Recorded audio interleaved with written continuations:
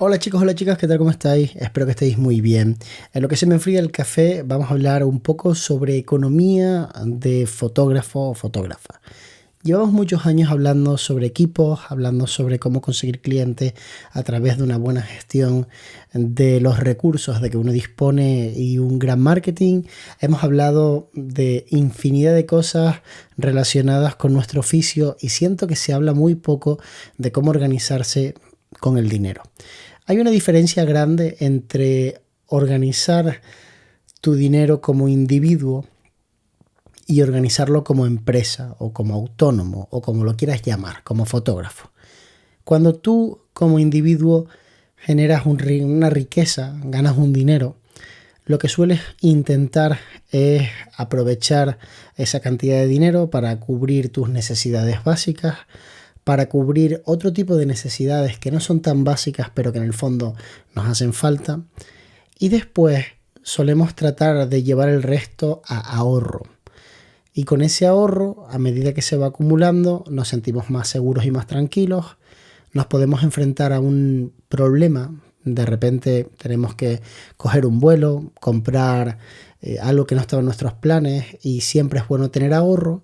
Y si ese ahorro se acumula en exceso, todos tenemos muy claro que el dinero en el banco, y más con las economías actuales, se deprecia cada año por la inflación principalmente. El aumento de los precios generalizados hace que tus 10.000, 100.000 euros este año valgan más que el año que viene, el siguiente, el siguiente.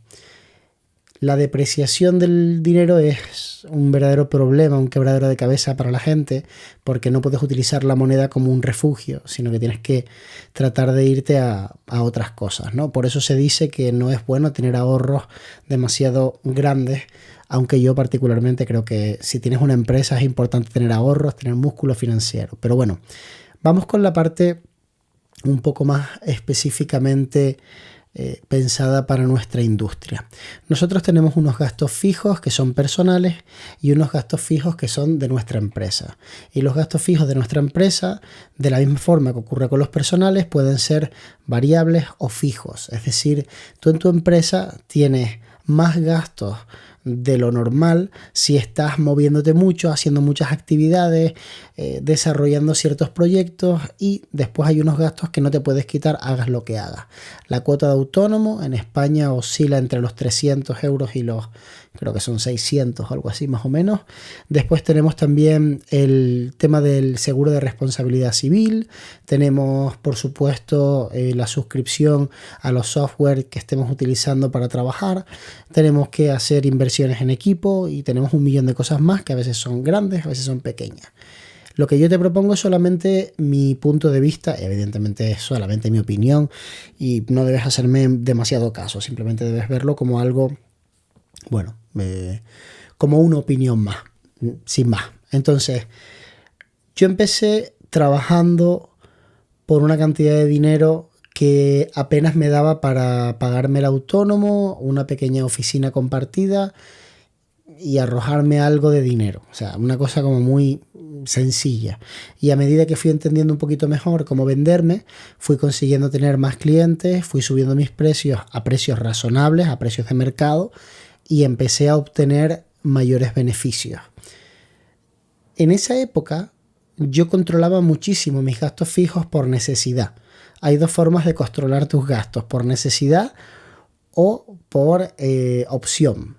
La necesidad es que no te queda otra, no hay dinero, por lo tanto no te lo puedes gastar.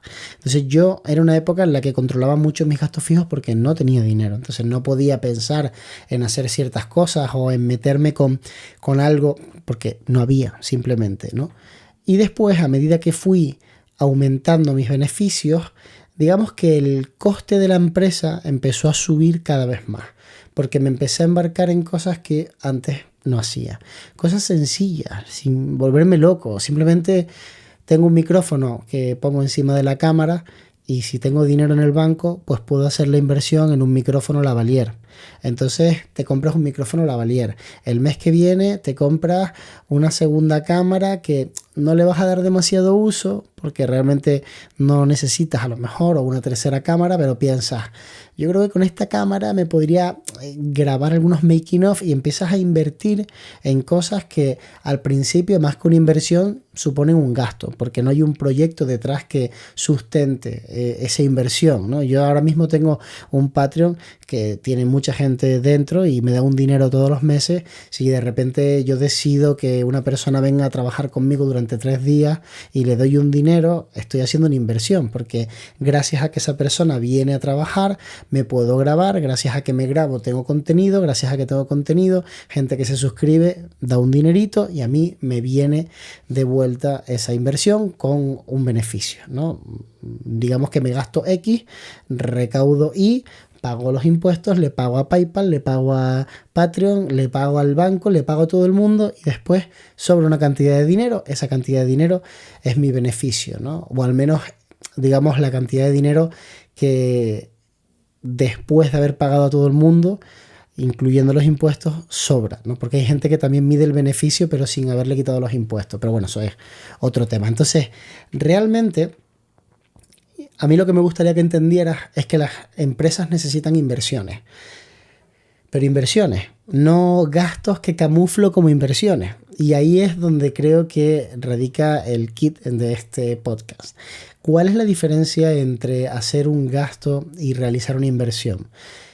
Pues a mí en lo particular, dentro de nuestra industria, es que esté justificado ese, digamos, ese aporte de dinero a cambio de algo de forma clara.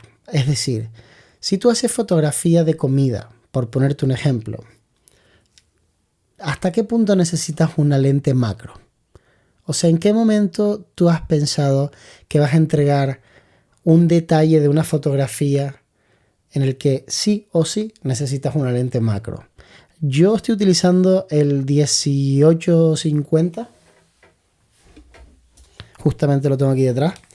Esta lente de Sigma es una lente que utilizo con la cámara de... Se me ha caído la tapa de detrás.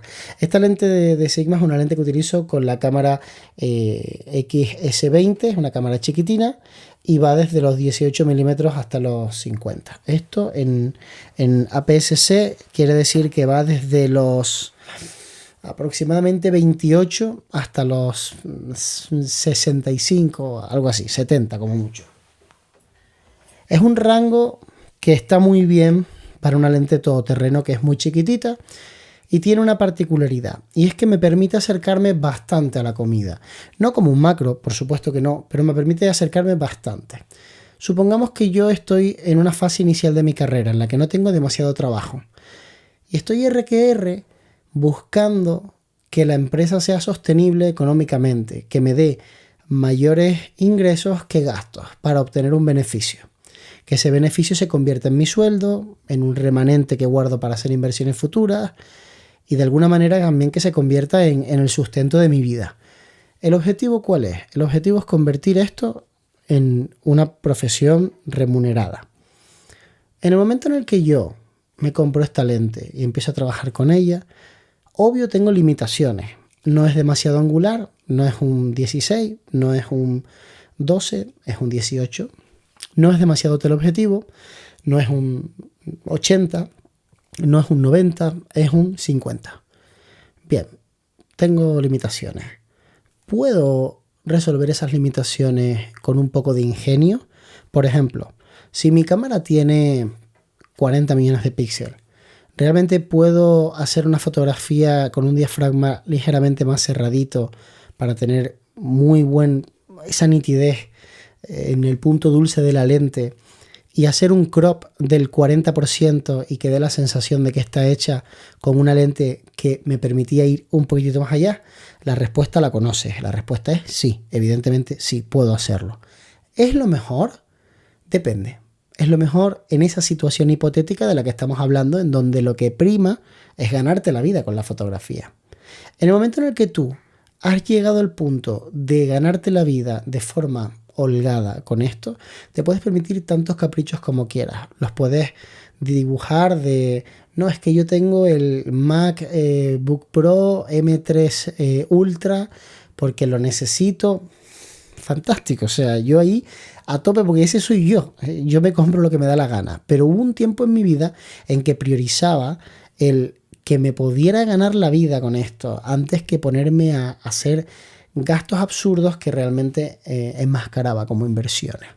Y en ese sentido siento que la gente muchas veces empieza y como se frustra porque no tiene tanto trabajo como le gustaría, no para de buscar un culpable. Y es fácil encontrar un culpable en el equipo, es fácil pensar que no tengo el equipo adecuado, porque es algo que pensamos todos, absolutamente todas las personas pensamos no tengo el equipo adecuado. Incluso quienes tienen un equipo impresionante pueden llegar a pensar que no tienen el equipo adecuado porque a lo mejor ese equipo que tienen es demasiado pesado.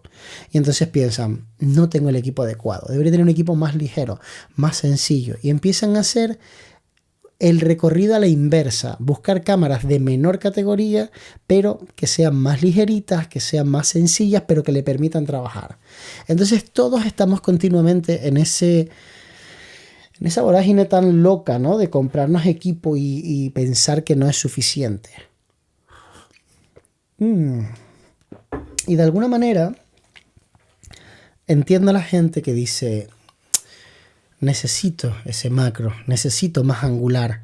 Hay veces que es completamente cierto. En esos casos, pues es una inversión lo que estás haciendo. Se supone que si necesitas algo es porque existe una demanda que te está diciendo, hazme estas fotos, te voy a pagar por ello y por lo tanto necesitas ese equipo. Pero incluso en ese caso existen alternativas. Puedes alquilar el equipo, puedes pedírselo a un amigo, puedes alquilárselo a un amigo o a un conocido. Puedes poner simplemente en Instagram, alquilo el objetivo X. Y seguramente haya alguien en la ciudad donde tú vives que esté dispuesto a alquilártelo porque a lo mejor dice, yo lo tengo, no le estoy ganando mucho, igual lo alquilo. Entonces de repente la inversión tiene mucho más sentido porque solamente estás gastando para hacer un trabajo en particular, con lo cual las matemáticas se leen, vamos, de forma súper sencilla. Entonces lo que te quiero decir con el ejemplo de la lente, que es aplicable a cualquier tipo de situación dentro de nuestra empresa, desde tener un empleado, comprar una furgoneta, cualquier cosa, es que no te vuelvas loco a la hora de hacer crecer tu empresa de cacharros, porque realmente lo importante, lo más importante es que sea viable a nivel económico y que consigas hacer de este arte o de esta pasión una profesión remunerada que te dé dinerito como para vivir de ella de forma holgada. Entonces, obvio, no vas a poder competir en equipo con gente que lleve 15 años, ni lo intentes. Directamente es una obviedad que no estás en igualdad de condiciones. Imagina una persona como yo que se dio de alta en el 2011 y que antes de eso ya había hecho un montón de fotografías desde 2008, con lo cual desde 2008-2009 estoy generando algo de trabajo, ahorrando dinero, comprándome equipo. Entonces las cosas no llegan de golpe, yo no tengo todo lo que tengo de golpe, lo he ido acumulando a lo largo de muchísimo tiempo, más de una década. Entonces cuando piensas en eso dices, amigo, yo no puedo competir contra un tipo que obviamente está en un momento de su carrera que es muy diferente al que estoy yo. Si tú estás en un momento en el que tienes una cámara como muy sencilla, con una lente muy sencilla, pero que ya es 2,8, que te permite tener cierto nivel de desenfoque bonito, la cámara está estabilizada, graba 4K a cámara lenta, ya puedes hacer buenos reels, ya puedes hacer buenas fotografías y después buscas la manera de adquirir a lo mejor pues algo de flash o un estabilizador o algún gadget que verdaderamente haga subir mucho el nivel de tus producciones, de tus fotos, de tus vídeos y empiezas a comerte los libros pensando en lo verdaderamente importante, que es hacer que la empresa sea viable. Cuando eso sea así, que la gente te esté dando un dinerito, estés ahorrando incluso dinero, entonces verás la vida mucho más fácil y de forma completamente distinta porque ya podrás enfrentarte a inversiones un poco más grandes, tendrá todo más sentido, vivirás más tranquilo, más tranquila, ya no necesitarás el mes que viene pagar las facturas de dónde saco el dinero, sino que tendrás un pequeño colchón que te hará tomar buenas decisiones. Es muy difícil tomar buenas decisiones con hambre, demasiado difícil, o sea, el hambre le gana a todo. En el momento en el que tú estás apurado, en el momento en el que miras y piensas, a ver cómo pago este mes, es muy difícil que tomes buenas decisiones. Sin embargo, con perseverancia y con tiempo, teniendo un poco de margen, vas a tomar buenas decisiones, que es lo que te va a llevar a estar en el siguiente escalón. Espero que tengas un lunes maravilloso.